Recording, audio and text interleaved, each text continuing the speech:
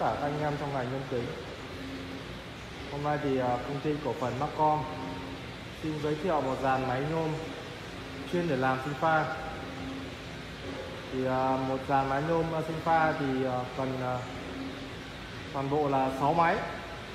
Thì hôm nay thì tôi xin giới thiệu chi tiết từng máy một cho anh em để anh em có thể tham khảo qua.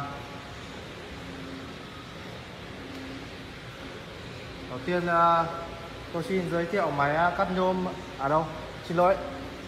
máy ép góc M55 thế hệ mới 2020.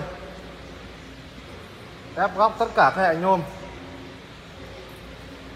bề mặt được mạ chrome toàn bộ, chống rỉ chống hao mòn theo thời gian. Sử dụng motor 2,2 kW cực kỳ mạnh mẽ, bộ ép thủy lực.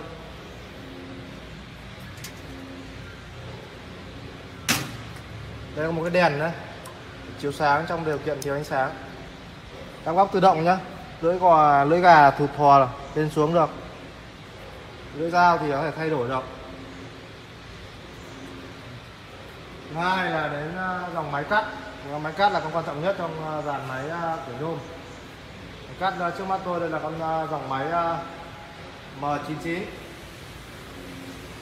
M99 quay được 3 góc, 45 độ, 90 độ, 135 độ.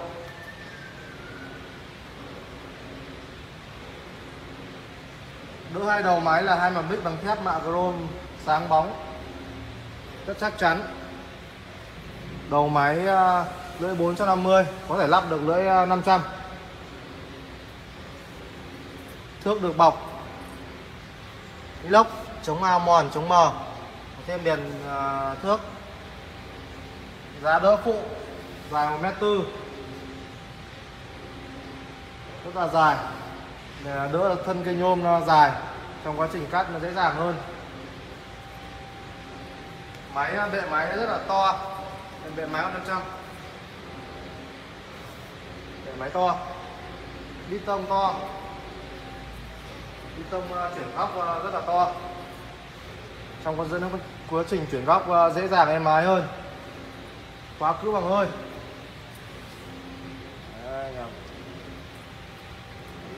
Cái lọc cốc đựng dầu, chống bụi, chống mạt nhôm.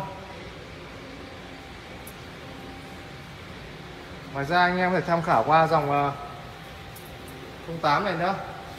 08 đời cũ, còn đây là dòng cải tiến nó gọi là M55. Sử dụng dây vuông, bơm dầu dây vuông. Đây anh em này, dây vuông này, bơm dầu dây. Đấy, dòng máy 08 gọi là M55, dòng thế hệ mới nhất. Trong dàn máy làm sinh pha thì không thể thiếu được con máy phay đầu đố. Đây là con máy phay đầu đố 2 chức năng trong một. Các bạn có thể là phay dao nhanh, phay các loại nhôm.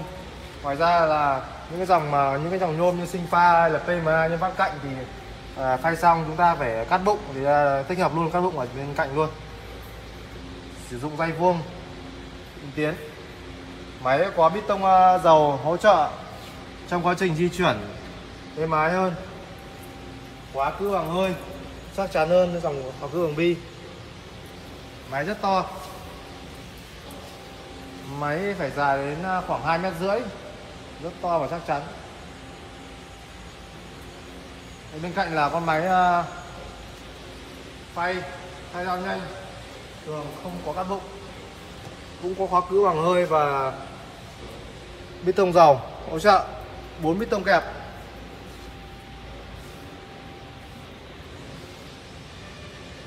Tiếp đến trong dòng máy dàn máy nhôm sinh pha thì chúng ta có một con máy này nữa, đó là con máy chép khóa trên hình. Máy sử dụng động cơ 2,2 kW. Mũi phát khóa thì là mũi của Nhật. Đây anh em nhé, có cả hãm hơi, khóa hơi. Đây là tay này, tay khóa này. Đây này. Khi anh em làm thì kéo xuống kéo xuống, phay xếp hình. Máy rất to, loại trên thị trường một loại nhỏ, máy nhỏ thôi. Tiếp đến là máy đột dập để làm như sinh pha, thì chúng ta là con đột dập làm cửa lùa 93. Đây là máy đột dập cửa lùa 93, tất cả các hệ cửa lùa 93 và ken nhảy, ken vĩnh cửu của 55, hệ cửa đi 55 sinh pha. Sau đây thì tôi đã giới thiệu tổng quan về dàn máy nhôm hệ để làm sinh pha. Anh em nào có nhu cầu thì liên hệ số điện thoại trên màn hình. Xin chân thành cảm ơn.